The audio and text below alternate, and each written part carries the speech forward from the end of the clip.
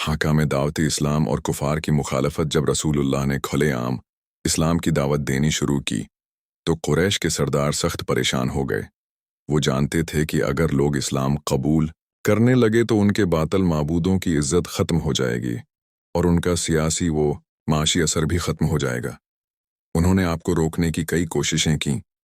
आपका मजाक उड़ाया जाता, आप पर जादूगर, शायर, काहिन जैसे इल्ज़ाम लगाए जाते, रास्ते में कांटे बिछाए जाते। ताइफ का सफ़र बहुत तकलीफ दे रहा। वहाँ लोगों ने पत्थर मारकर लहोलहान कर दिया।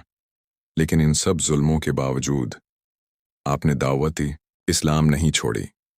इस्लाम चुपके चुपके मक्का के घरों में गुलामों, नौजवानों और ख़वातीन में फैलता रहा।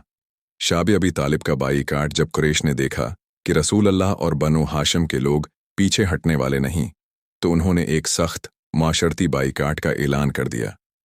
ये बाईकाट 3 साल तक जारी रहा।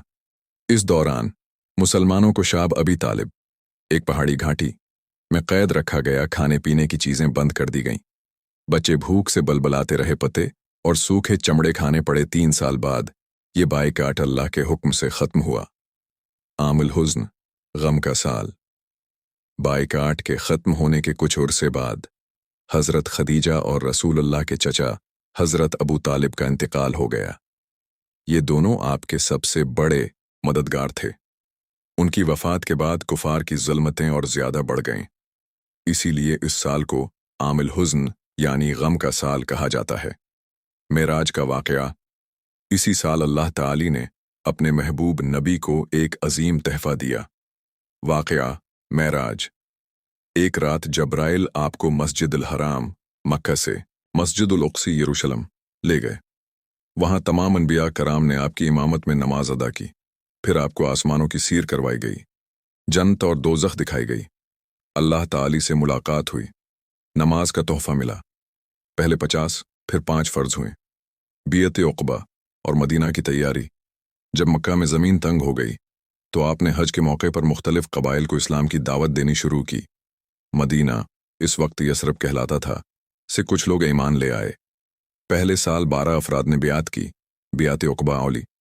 अगले साल 73 अफराद ने बियात की, बियात उक़बा सानिया, और कहा, या रसूलुल्लाह, आप मदीना आ जाएं।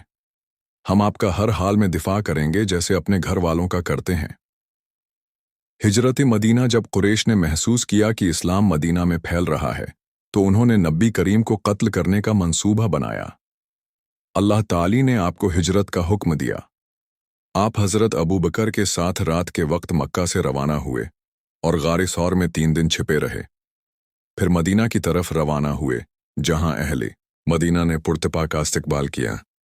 यसरब को अब मदीना अल मनूरा कहा जाने लगा, रोशनी का शहर।